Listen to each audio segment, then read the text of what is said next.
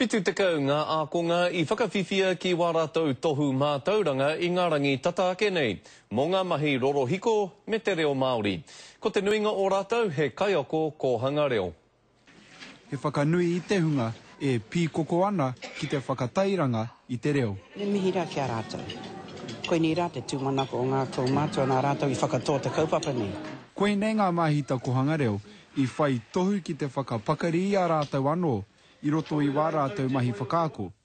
Neke atu I te toru tau etahi e kōkiri ana I te kaupapa nei.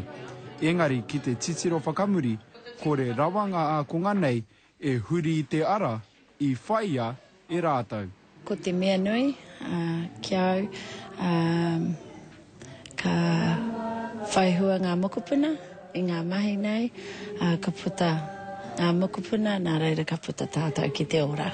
E hari te mehe māmā, ngā mahi o roto katoa I roto I te reo, katoa hāngai ana ki te poipoi te tamaiti.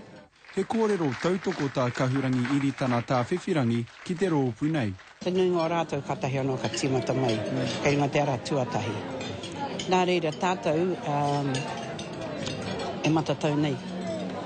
Ke pai tā tātou poipoi I te hunga e whai nei I te reo. Engari kai te mōhio pai tēnei whāia o te reo, he aha te pai tawhiti mo te reo Māori. Mā te hunga rangatahi, e kaue nei te reo. Ko tō ke te rā, ko ngaro haere ngā paki. Ka kōkuri tonu ngā pōtaitanga pēnei I te marama o Mahuru ki Aotearoa Whānui. He tā Gardner, te karere.